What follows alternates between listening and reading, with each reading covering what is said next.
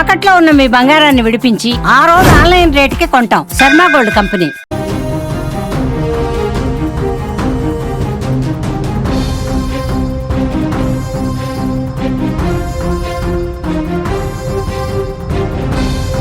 కేరళ తీరానికి నైరుతి రుతుపవనాల రాక దగ్గర పడుతూ ఉండడంతో తెలుగు రాష్ట్రాల్లో వాతావరణం ఒక్కసారిగా మారిపోయిందని చెప్పుకోవచ్చు మనం. ఏపీ వ్యాప్తంగా కూడా వర్షాలు కురుస్తున్నాయి. బుధవారం పలు ప్రాంతాల్లో జడివాన కురిసింది.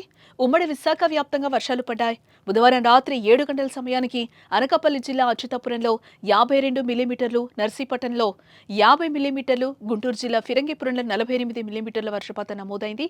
తూర్పు మధ్య అరేబియా సముద్రం మీదుగా ఉత్తర కర్ణాటక, గోవా తీరాల నుంచి కోస్తాంధ్ర వరకు సముద్ర మట్టానికి 3.1 కిలోమీటర్ల ఎత్తు వరకు ఆవర్తనం కొనసాగుతోందని ఏపీ విపత్తుల నిర్వహణ సంస్థ మేనేజింగ్ డైరెక్టర్ రోణంకి కూర్మనాథ్ వెల్లడించారు. ఈ ప్రభావంతో మరో 2 రోజులు వర్షాలు పడే ఛాన్స్ ఉన్నట్లుగా కనిపిస్తోంది. ఇటు గురువారం విజయనగరం, పార్వతీపురం, మన్యం, అల్లూరి సీతారామరాజు, గుంటూరు, కృష్ణా, ఎన్టీఆర్, పల్నాడు, బాపట్ల జిల్లాల్లో ఓ మోస్తరు వర్షాలు ఉండొచ్చని ఏపీ విపత్తుల శాఖ అంచనా వేసింది. నంద్యాల, కర్నూలు, అనంతపురం, వైఎస్ఆర్, చిత్తూరు, తిరుపతి జిల్లాల్లో కూడా వర్షాలు పడొచ్చు.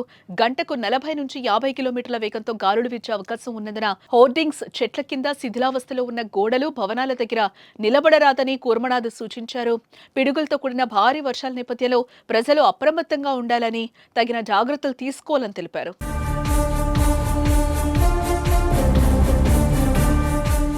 అటు నైరుతి రుతుపవనాలు వేగంగా భారత భూభాగం వైపు కదులుతున్నాయి. మరో 3-4 రోజుల్లోనే రుతుపవనాలు కేరళ తీరాన్ని తాకే అవకాశం ఉందని భారత వాతావరణ విభాగం అంచనా వేస్తోంది.